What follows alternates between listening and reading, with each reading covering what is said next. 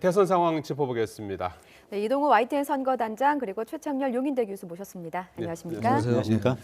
자, 지난주 초에 경선이 끝나자마자 선거판이 크게 지금 출렁이고 있어요. 며칠 되지 않아서 지지율 이런 것들이 상당히 이제 변화가 많았었는데 우선 주말에도 많은 여론조사들이 쏟아지지 않았습니까? 그렇죠. 예. 어제 오늘 사이에 이제 주요 언론사들이 이제 여론조사 결과를 발표했는데요. 예.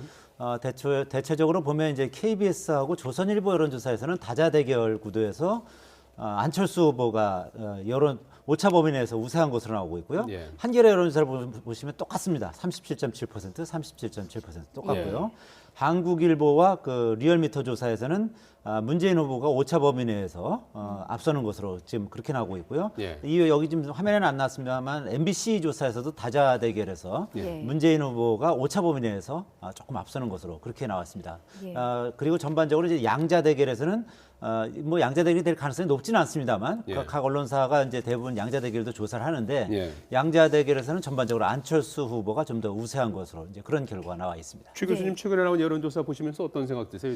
불과 일주일 사이에 이렇게 지지율이 출렁인 예가 있는가 싶을 정도 아니겠어요? 지난주 화요일 날 4월 4일 날이 이제 국민의당 경선이 끝난 날이에요. 예. 그 시점을 전후해서 그러니까 완전히 이제 각 당의 경선이 끝났죠. 그 시점을 전후해가지고 안철수 후보의 상승이 예. 이거 표현을 하기가 어려울 정도로 급상승, 수직 상승을 했어요. 예. 완전히 이제는 문재인 대세론이란 말 자체는 의미가 전혀 없는 거죠. 이제 그건 완전히 사라졌고. 그러니까 지금 이거는 다들 분석을 하다시피 보수층의 표의 유입이라고 볼 수밖에 없어요. 그리고 안희정 지사가 민주당 내 경선에서 물론 탈락했습니다만 안희정 지사에 대한 그러한 지지표가 상당히 안철수 후보에게 이동됐던 건 여론조사 결과로 나타나는 거잖아요. 예. 그러한 이제 결과가 결국 이렇게 양자대결 구도도 그렇고 다자대결 구도도 그렇고 거의 이제 박빙의 예. 상황으로 온 거죠. 오차범위 내 접전으로. 예. 그러니까 지금 한 달이 채 안 남았습니다만 이번 선거가 탄핵으로 치러지는 조기 대선이기 때문에 가뜩이나 시간이 짧잖아요. 예. 그래서 어느 때보다도 이제 치열해질 수밖에 없는 상황인데 이제 후보 등록일이 이번 주말이에요. 15, 16일 날. 예. 근데 역대 선거 17대나 18대 선거를 보면은 후보 등록일 전후로 해서 한 그 지지율이 그대로 갔어요. 선거 결과로 갔기 때문에 이번 주말까지의 그 여론조사가 예. 양 후보 측에서는 피말리는 그러한 전쟁이 될 것 같습니다. 이번에도 그러리라 예상하십니까? 그럼 알 수는 없죠. 지금까지 경험칙은 다 그랬어요. 13대, 13, 14, 15, 16, 17대, 예. 18대 6번이 다 그랬습니다. 그러니까 민주화 이후에 치러진 선거가 한 번도 예외 없이 후보 등록일 때의 그 여론조사 결과의 그 순위가 예. 그대로 변하지 않았어요. 근데 이번에 또 그렇게 되지는 알 수 없겠습니다만 예. 워낙 변수가 많으니까. 지금까지는 이제 추세가 그랬다는 것이고요. 예. 실제로 아시다시피 이제 미국 대선도 그렇고 지난 총선도 그렇고 여론조사 결과가 완전히 사실상 그 선거 결과에서는 뒤집혔지 않습니까? 예. 그렇기 때문에 이번에도 여론조사 결과를 너무 맹신하기는 좀 예. 이르다는 그런 그 얘기를 할 수 있을 것 같습니다. 예. 지금 현재는 어쨌든 어떤 여론조사 결과의 어떤 수치보다는 예. 추세가 어떤 것인지 그렇죠. 이것을 보는 것이 더 중요한 것 같고요. 예. 그리고 또 이번 대선은 워낙 그 변수도 많고 또 짧은 시간에 이루어지기 때문에 예. 검증 과정도 사실 제대로 이루어지지 못하는 그런 상황 아니겠습니까? 그렇기 때문에 조그마한 어떤 그 네거티브 공세라든지 검증 공세라든지 아니면 그 TV 토론에서 누가 더 잘하는지 예. 그리고 정책과 비전을 누가 더 잘 보여주는지 이런 어떤 여러 가지 어떤 변수에 따라서는 앞으로도 이제 변곡점이 많을 수밖에 없거든요. 그래서 현재 여론조사는 하나의 추세를 보는 그런 지표로만 보면 될 것 그러니까 같습니다. 어쨌든 이번 주가 이제 오늘 시작 월요일이니까 이번 주가 아주 중요한 주가 될 것 같아요. 예. 근데 지금 말씀하셨다시피 워낙 변수가 많아요 지금. 예. 그리고 시간도 짧은데다가 특별한 쟁점도 형성이 안 됐습니다. 이번 예. 선거의 아주 특징이에요. 아무리 대선이 정책과 공약이 실종됐다는 지적이 항상 있어도 항상 뭔가 쟁점이 있었어요. 예. 지난 대선 같은 경우는 경제민주화와 복지라든지 4대강이라든지 하다 보니 예. 세종시 수도 이전 이런 것들이 있었는데 이번에는 아무것도 없어요. 적폐청산. 예. 그거하고 이제 무슨 미래, 통합, 연대, 협치.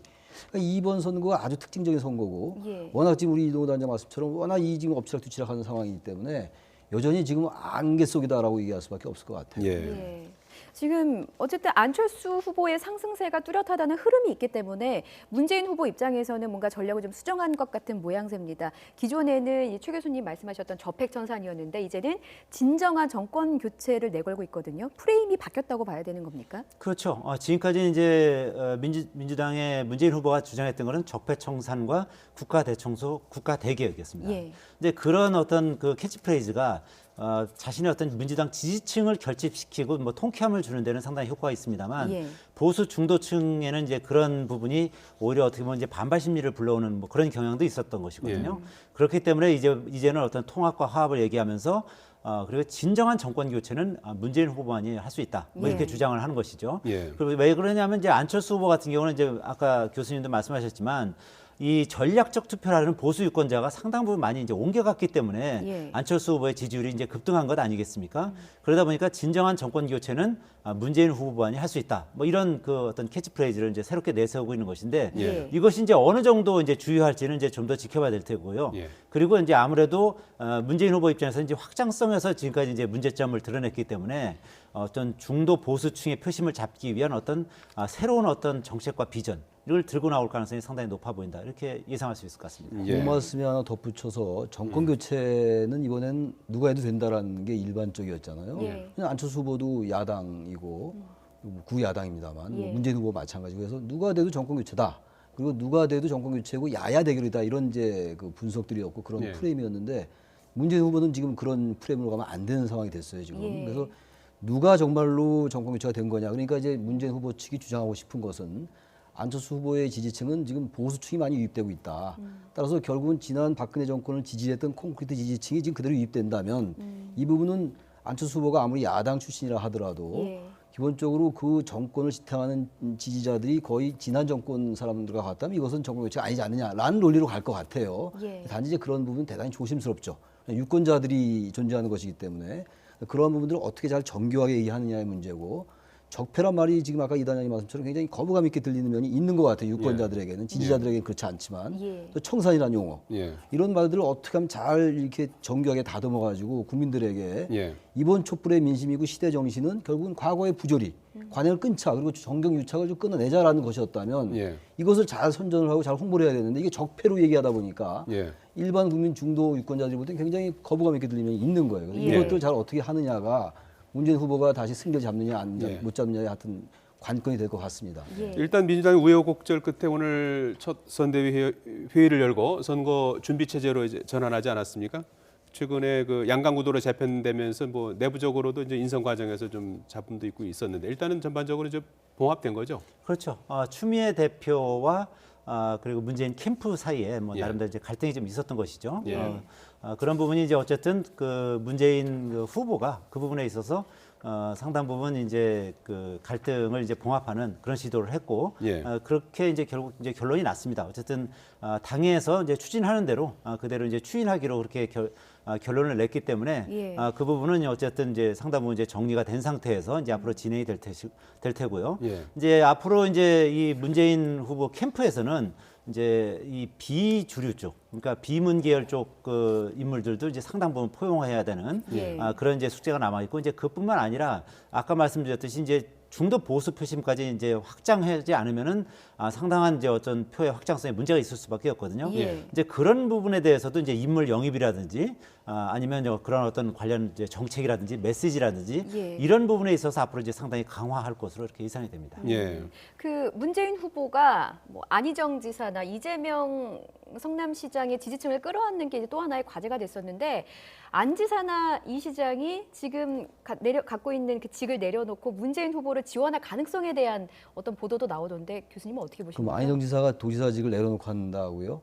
그러니까 그런 얘기가 그런 가능성은 저는 일각에서는. 적다고 봐요. 예. 낮다고 예. 보죠. 뭐 그 현직 지사인데 예. 문 후보를 돕기 위해서 지사직을 내려놓는다라는 건 글쎄요. 저는 그런 가능성은 별로 없다라고 보는데 예. 역시 지금 말씀처럼 문재인 후보는 이 표의 확장성 얘기가 계속 나오고 있는 거란 말이죠. 예. 그러니까 보수와 어쨌든 중도 보수까지는 아니더라도 중도 유권자들에게 뭔가 외연을 확장하지 않으면 이게 이른바 언론이 일반적으로 얘기하는 박스권을 벗어나기 어려운 점이 될 수가 있는 거거든요. 예. 그런 점에서 안희정 지사의 그 지지선언을 할 수 없다 하더라도 예. 그런 모습은 굉장히 지금 문재인 후보에게는 갈증인 거죠. 물론 요즘 이제 맥주 회동도 하고 상당히 같이 포용하는 그런 이제 행보를 하고 있습니다만 결국은 안희정 지사의 그 지지자를 다시 끌어오지 않으면 대단히 예. 어려워진다는 것이기 때문에 어쨌든 그런 쪽의 행보와 메시지를 전달할 수밖에 없을 겁니다. 예. 지지율이 급상승하면서 양강구도 형성에 성공한 안철수 후보 오늘 청년 개혁 관련한 정책도 내놓았고 그걸 이제 화두로 해서 20대에서 30대 40대 뭐 탈환 작전에 나섰다 이런 평가가 나오고 있는데요.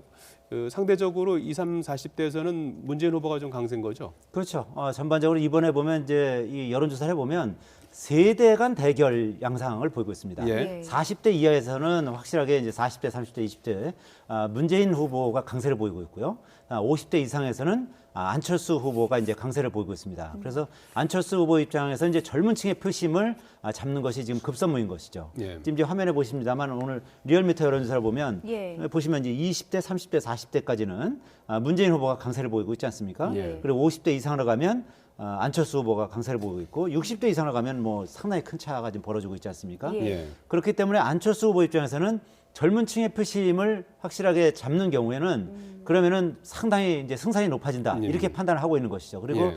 특히 이제 안철수 후보 같은 경우는 이제 지난번 그 2012년 대선 때는 상당히 젊은 층으로부터 인기가 예. 있었거든요. 예. 그렇기 때문에 이 젊은 층을 공략을 했을 때 상당히 표를 가져올 수 있다는 어떤 자신감을 가지고 있는 것 같습니다. 그래서 예. 어쨌든 뭐 지금 오늘 공약도 내세웠지 않습니까? 뭐 예. 청와대 청년 수석실도 놓겠다는 거 하고 중소기업에 그 취업을 할 경우에는 50만 원 지원금을 주겠다 이런 청년층을 이 겨냥을 해서 이제 공약을 발표하기도 하고 그랬는데요. 어쨌든 안철수 후보 입장에서는 일단 중장년층의 지지는 이제 상당히 확고하다고 보고 있는 것이고 예. 그 청년층으로 지지세를 확장한다면 상당히 승산이 있다 이런 판단을 하고 이 청년층 공략을 강화하는 것으로 이렇게 풀이가 됩니다. 예. 예. 자유한국당과 바른정당 뭐 사실 지지율이 아직까지는 좀 답보 상태를 이제 보이고 있지 않습니까? 그래서 사실 이제 양측의 마지막 돌파구가 뭐 단일화가 아니냐 이런 얘기가 나오는 것 같은데 어떻게 될 것 같습니까? 유승민 후보는 단일화에 대해서 워낙 부정적이에요. 예. 그리고 단일화에 대해서 몇 가지 조건을 내걸었잖아요. 예. 자유한국당에 일단 박근혜 전 대통령을 출당시켜라. 예. 그리고 친박에 대한 인적 청산을 확실하게 해라. 뭐 이러한 조건들 제시를 했어요. 예. 현재 자유한국당이 박근혜 전 대통령을 출당시킬 가능성은 높지 않아 보이고 아무튼 유승민 후보로서는 이번 선거에서 설령 당선이 못 되더라도 안 되더라도 뭔가 TK의 보수의 적통으로 자리매김 받고 싶은 마음이 분명히 있을 거예요. 예. 그래서 저는 뭐 어쨌든 끝까지 가겠다라고는 하는데 모르겠어요. 또 이 지금 선거가 이제 막바지로 갈수록 어떤 뭐 단일화 움직임이 있을지도 모르겠으나 적어도 현 단계에서 볼 때 여러 가지 조건이라든지 정황으로 미뤄볼 때는 단일화 안 할 가능성도 꽤 있을 것 같아요. 단일화라는 것이 뭔가 단일화해서 다시 당선되고 이럴 가능성이 좀 보여야 되는데 사실상 여론조사로 나타난 여러 가지 결과들 보면은 그럴 예. 가능성이 사실 그렇게 많지는 않잖아요. 예. 그래서 저는 단일화 가능성이 그렇게 높지는 않다 이렇게 생각을 합니다만 두고 봐야 될 것 예. 같습니다. 그런데 일각에서는 이런 분석도 나오고 있더라고요. 그러니까 홍준표 후보와 유승민 후보, 그러니까 두 보수 진영의 지지율의 합이 15%를 넘으면 또 다른 국면이 전개될 수 있다라는 분석도 나오고 있는데 그럴 가능성이 있다고 보십니까? 그렇죠. 그 두 명의 후보 합이 15%를 넘는다는 것은 예. 안철수 후보한테는 치명상이 될 수 있는 거고 문재인 후보한테는 대단한 희소식이 될 수 있는 거죠. 예.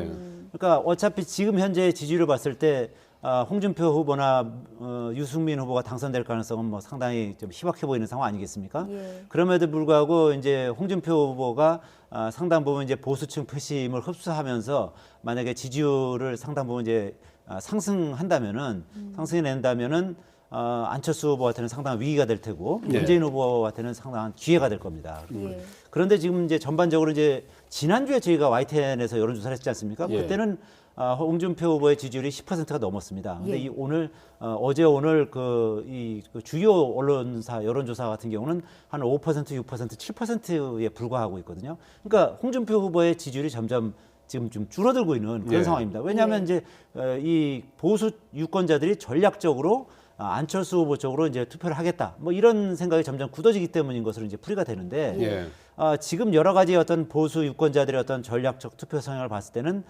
홍준표 후보의 지지율이 확 올라가기는 사실 쉽지 않은 상황인 것 같아 보이거든요. 예. 어느 유권자가 이제 자신의 표가 사표가 되는 것을 원하는 경우는 많지 않을 거거든요. 그러니까 예. 점점 그 선거일이 다가올수록 이 사표 방지 심리가 작용하면서 홍준표 후보가 지지율을 확 끌어올리는 데는 대단한 제약이 있을 것 같다. 그렇게 보는 시각이 더 우세한 것 같습니다. 정의당의 심상정 대선 후보는 뭐 촛불 시민 혁명의 제도화를 위해서 이제 뭐 선거와 정당 제도를 개혁하는 개헌을 얘기를 했어요 오늘.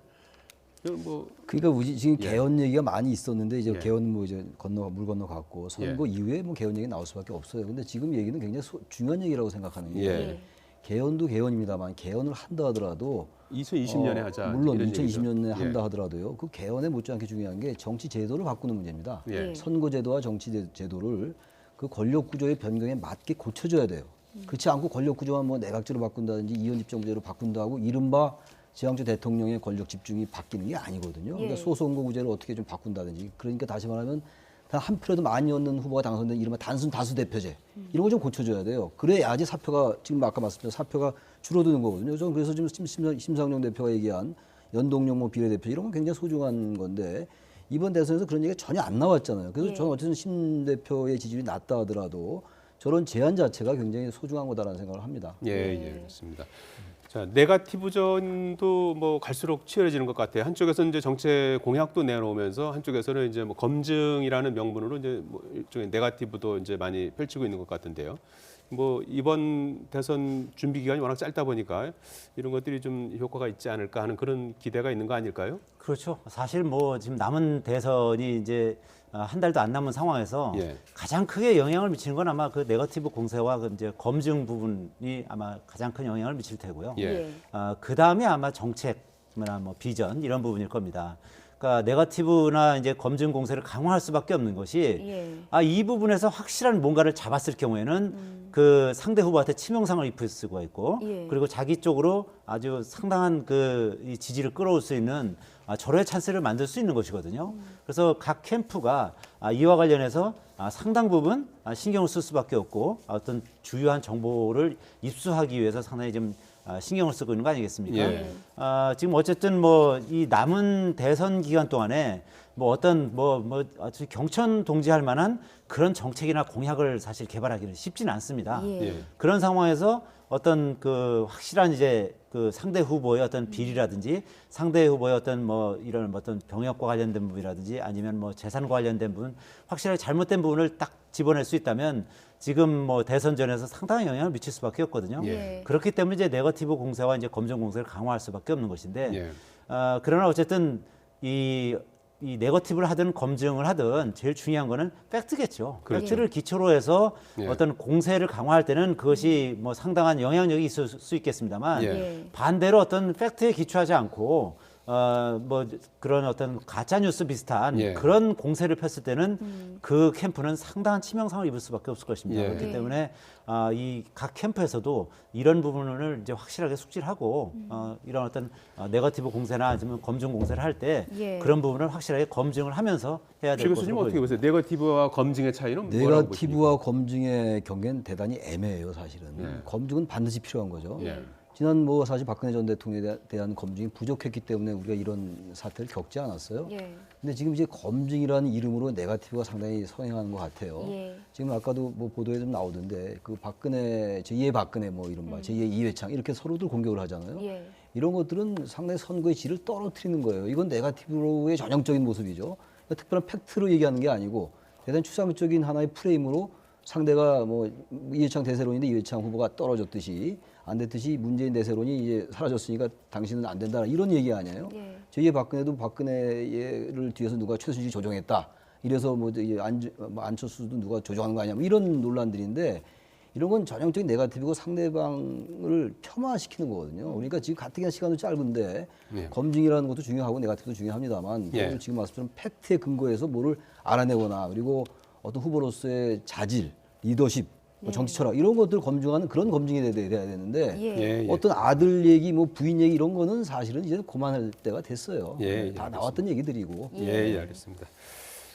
자, 대선 상황, 대선 D-29일인데요. 대선 상황 짚어봤습니다. 이동호 YTN 선거단장 최창렬 용인대 교수였습니다. 두 분 고맙습니다. 고맙습니다.